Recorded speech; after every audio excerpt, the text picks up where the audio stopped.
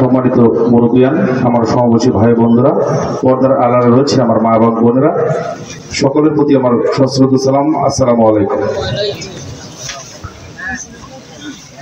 আসলে এরকম মাহফিলে বক্তব্য দেওয়ার তেমন অভিজ্ঞতা আমাদের নাই, কারণ আমাদের জ্ঞানের পরিধিও সীমাবদ্ধ। এখানে যাদের মানায় তারাই কথা বলবেন, আমি শুধু সংক্ষিপ্ত করে দু একটি কথা আপনাদের সামনে উপস্থাপন করব। আমি প্রথমেই, আপনারা জানেন,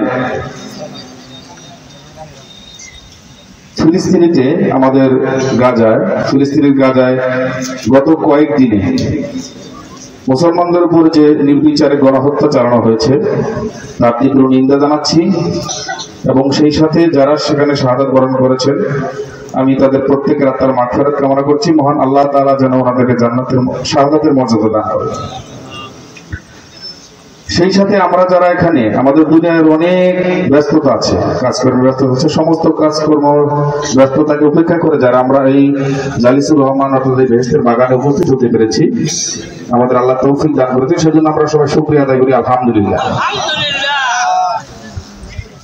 আল্লাহ যেন আমাদের অন্য কোনো ভালো আমল যদি খুঁজে না পান, তাহলে আমরা যে আজকে এই মাহফিলের মধ্যে উপস্থিত হয়েছি, ক্যামেরার মধ্যে, এই আমলের গুণে যেন আল্লাহ আমাদেরকে সকলকে মুক্তির এবং নাজাতের ফয়সালা করতেন। আমি তখন মাহফিলের বক্তব্য শুনলাম। আমি ওলামায়ে কেরামের প্রতি আমার একটা ব্যক্তিগত আহ্বান থাকবে, অনুরোধ থাকবে।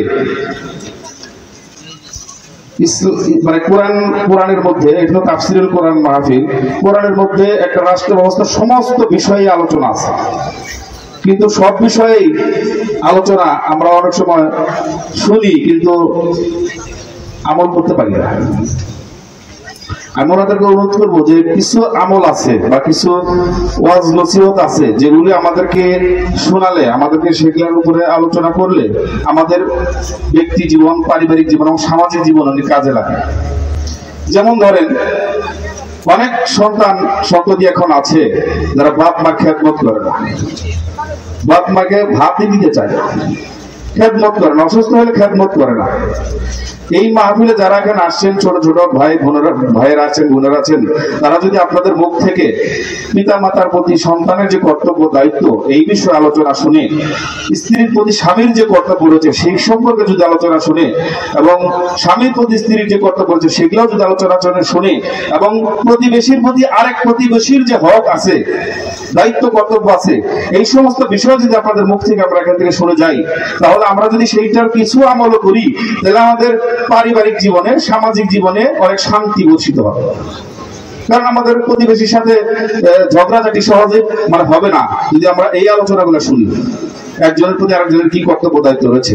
তো এই বিষয়গুলো যদি আপনারা আমাদেরকে একটু শোনান বা আপনারা শুনি, তাহলে আমাদের পারিবারিক জীবন, ব্যক্তি জীবন, সামাজিক জীবন, প্রত্যেকটা ক্ষেত্রে আমাদের আমল, কিছু কিছু আমল যদি আমরা করতে পারি, অনেক শান্তি, সমাজের শান্তি বিরাজ করবে, পরিবারের শান্তি বিরাজ করবে।